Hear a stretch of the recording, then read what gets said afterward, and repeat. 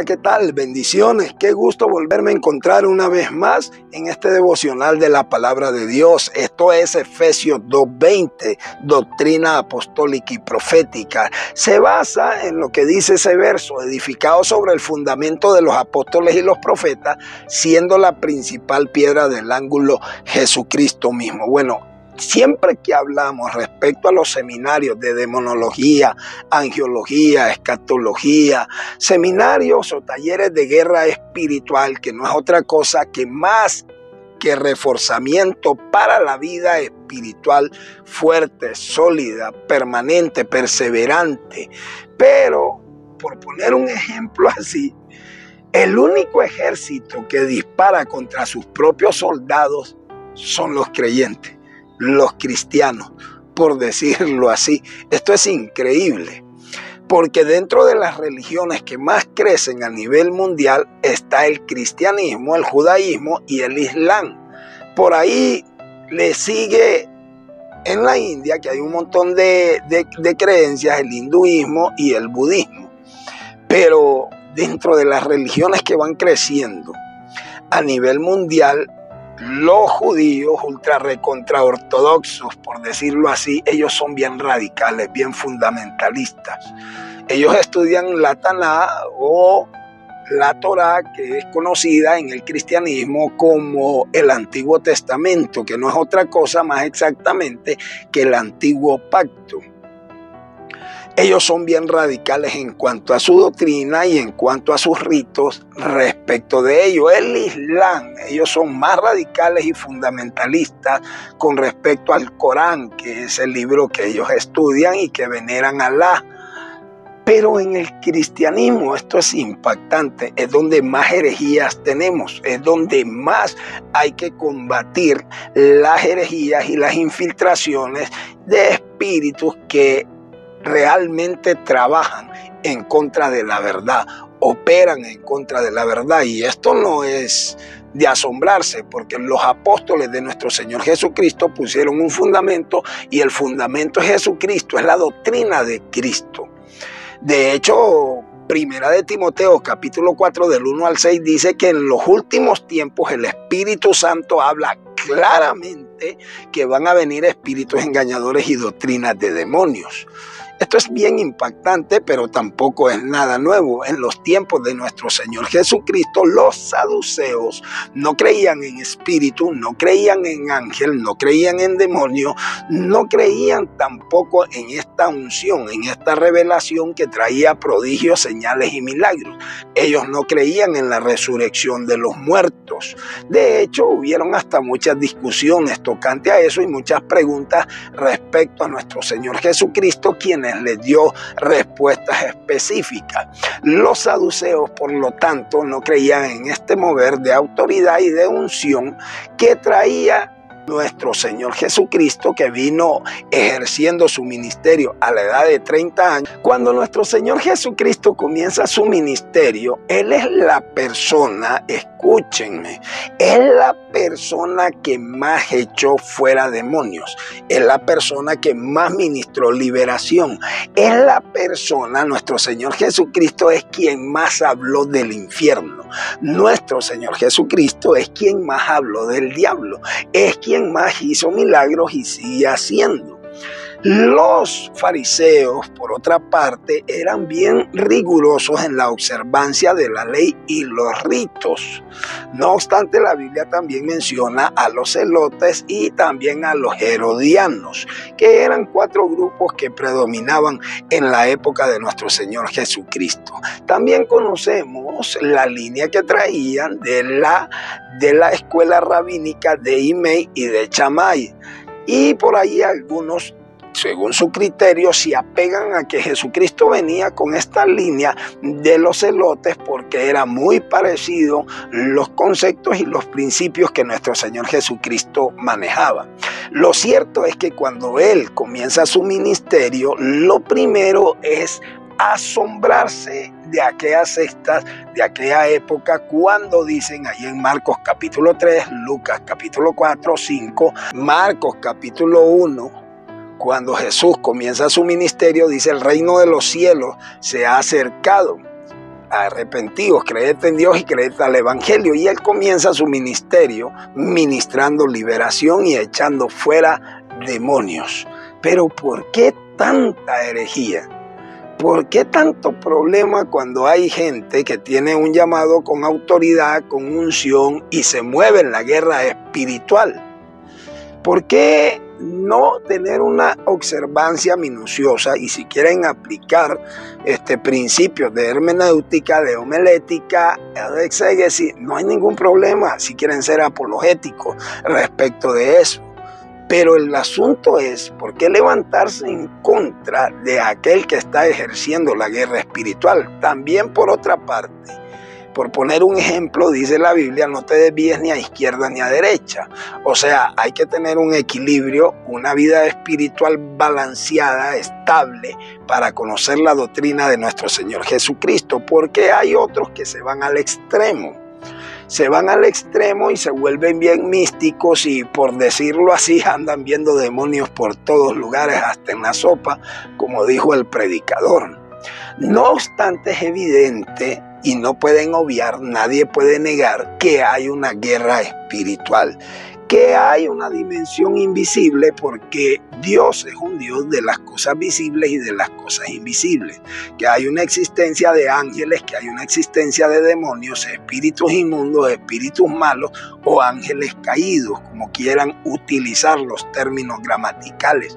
Hay una guerra espiritual. Algunos, cuando tocamos el tema sobre Efesios capítulo 6, verso 10 en adelante, hay un mensaje a la iglesia de Efesos en Apocalipsis, y en el libro de los Hechos hay varias citas donde hablan de lo que ocurrió en Efesos. Lógicamente hubo una guerra espiritual. Y Pablo, que es uno de los apóstoles de nuestro Señor Jesucristo, inspirado por el Espíritu Santo, nadie puede negar eso, que la Escritura es inspirada por Dios y útil para enseñar, corregir, instruir en justicia, para redarguir, exhortar, para que el hombre sea preparado, enteramente preparado para toda buena obra. Nadie puede negar eso.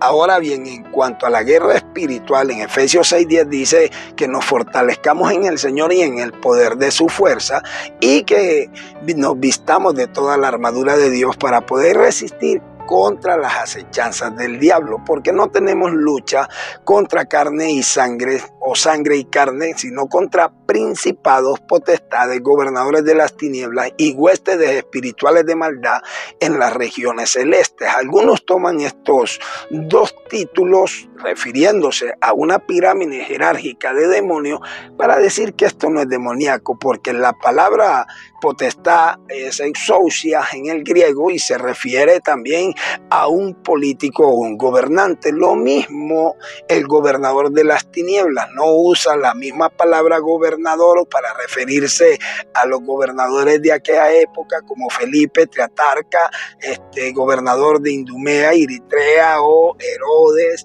o también el mismo Poncio Pilato, que eran gobernadores. Igual en el Antiguo Testamento la palabra gobernador es diferente a lo que cita Efesios capítulo 6 cuando dice cosmocráturas, que son gobernadores de las tinieblas. Jesús habló de la potestad de las tinieblas. Y también nuestros apóstoles de nuestro Señor Jesucristo, como en el caso de Colosenses 1:13, que dice que Dios nos ha librado, nos ha trasladado de la potestad de las tinieblas al reino de su luz, de su amado Hijo. Entonces se citan principados y potestades, tanto Pedro como Pablo. Los principados son los archis. Es término griego para referirse a un jefe de escuadrón, un jefe de pelotón. La palabra hebrea es sarín. Ya los zar es diferente, porque vemos a Daniel que hay una guerra espiritual en el capítulo 10 cuando él está orando y ayunando 21 días y hay una confrontación de seres espirituales. Miguel, que es uno de los principales príncipes, porque Mique Yahú, que quiere decir quien como Yahweh o Yahú, quien como el Señor no hay.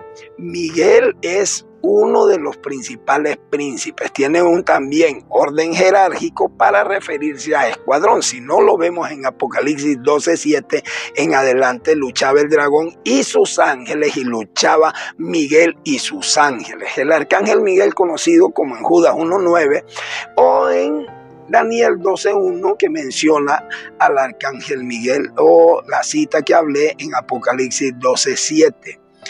Arcángeles, querubines, serafines, jofanines, los merkebob, los recob, los giborín. Es necesario, que son términos hebreos o griegos, es necesario entender que realmente hay una guerra espiritual y que no se puede obviar. Miguel es una estructura, no es el tema, el arcángel Miguel, pero es bueno pegarle un pincelazo. ¿Por qué? Porque Satanás también está en un orden de principado. Él era un querubín protector, según Ezequiel 28:11 en adelante, y tenía cierto rango. Jesús lo describe en ese nivel, el príncipe de este mundo. Eso lo dice San Juan 16:11, 14:30, 31 y 12, verso 30. Entonces Jesús habla del príncipe de este mundo. Para pelear contra principados uno tiene que conocer en qué áreas se mueven, y lo más conocido es que predominan sobre una nación, pero la verdad es que ellos tienen una asignación de escuadrones y hacen un despliegue de demonios o de espíritus inmundos, a los cuales se les llama huestes espirituales de maldad. La palabra potestad usa la palabra griega exousia. Los gobernadores de las tinieblas son los comocrátulas. Las huestes espirituales de maldad es una palabra para referirse a astrias que son escuadrones y pelotones individuales, son asignaciones demoníacas, donde se mueven en el raquia, que es el espacio sideral, o la región celeste. Más exactamente, la palabra es órbita, signo del zodiaco, o los comúnmente conocidos como espíritus astrales, zodiacales. Esto lo encuentras en Segundo de Reyes 23:4 en adelante, y por toda la escritura tenemos citas referente a la guerra espiritual. Pero ¿por qué se molestan tanto? ¿Por qué se levantan tanto? Ministro, servidor, servidora, si no te mueves en la rama de la guerra espiritual y no has tenido la experiencia, usa de discreción, de prudencia, usa también a examinar. Y dice la escritura que nosotros tenemos un razonamiento, un juez en nuestra conciencia que nos juzga o nos defiende. Aunque quieras aplicar lo que quieras aplicar, no podemos obviar que el creyente tiene guerra espiritual. Ok, tampoco parecemos cazafantasmas buscando demonios, por poner un ejemplo así burdo. Tampoco, pero si el enemigo viene y ataca, nosotros contraatacamos, porque el centro del evangelio no es echar fuera demonios, no es reprender al diablo. El centro del evangelio no es llenar las iglesias, es realmente que la gente se convierta al Señor Jesucristo y conozca el poder del evangelio, que es poder para salvación. Así que nosotros no somos de esos predicadores estrochados, de estos predicadores fanáticos en cuanto a la guerra espiritual, o que vamos a hacer aquel relajo pentecostés o carismático, como le llaman. La guerra espiritual es conocimiento, es revelación. Jesús lo citó de esta manera: conoceréis la verdad y la verdad os hará libre. Pero en Mateo capítulo 9 el Señor les dice a los discípulos que oren porque es necesario los obreros. En el capítulo 10 Él está dando autoridad y enviando sus obreros. En Lucas capítulo 9 y capítulo 10 Él comisiona 70 de sus discípulos, que los envía de 2 en 2 a predicar a las diferentes aldeas y ciudades. Estos 70 vuelven con gozo. En el verso 17 cita Lucas capítulo 10 y dicen: Señor, aún los demonios se nos sujetan en tu nombre. Sujetar, atar, ese término en el griego es enchachar, encadenar, someter, ligar, amarrar, atar. Es como quien esclaviza a alguien. Y eso que el enemigo sabe perfectamente el principio de atar y desatar. ¿Por qué el diablo sabe eso? Porque tenía una mujer atada 18 años con un espíritu de enfermedad. Cita Lucas capítulo 13, verso 10 en adelante al 19, a quien esta mujer encorvada, que de tal manera el demonio había deformado su cuerpo físico, la había jorobado, la había cargado y estaba totalmente encorvada, Jesús le ministró liberación poniendo la mano sobre ella y liberándola de la enfermedad. Las huestes espirituales de maldad son demonios que operan asignados desde las regiones celestes, que es el espacio sideral, la órbita. Aunque viajes en una nave espacial, no vas a ver los demonios. Ellos están en el plano espiritual. Si no has tenido la experiencia de ver demonios, entonces sé prudente y no ataques al mismo ejército que está peleando contra el diablo. Como le decía un hermano a otro hermano, si no me vas a ayudar a pelear contra el diablo, por lo menos no le ayudes a él, por lo menos no lo apoyes a él. Y que los que están ejerciendo la autoridad de nuestro Señor Jesucristo y haciendo la guerra espiritual, peleando, la palabra es poleos, que quiere decir resistir al diablo y huirá de vosotros. La palabra resistir ahí es poleos, que es combatir, es pelear, es luchar. Si no estás por lo menos aportando y ayudando en la guerra espiritual, por lo menos no te levantes independientemente de la denominación que eres. Pero hay que enseñar la verdad, claro que hay que enseñar la verdad. El problema es cuando te levantas en contra de la verdad, porque es evidente que hay una guerra espiritual y que hay un trasfondo espiritual. Y nosotros no somos fanáticos, predicadores estrofiados, estrochados. Con eso nosotros ministramos liberación y enseñamos a los discípulos a ministrar liberación.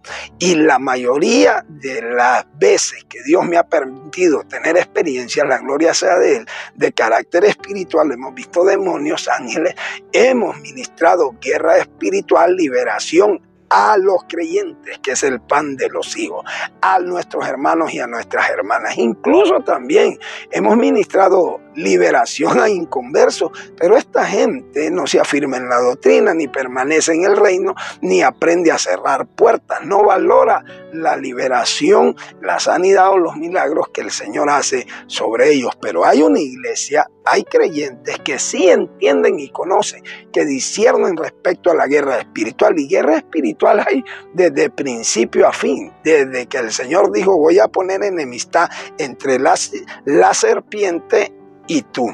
Ella te herirá en el carcañal y tú la herirás en la cabeza, haciendo una alusión a la iglesia o a la mujer. Para eso son los talleres de guerra espiritual de reforzamiento o los seminarios de angiología y demonología. Yo espero que esta palabra te edifique y te ayude, y nos vemos hasta la próxima en el siguiente devocional. Que Dios te bendiga y Dios guarde tu familia.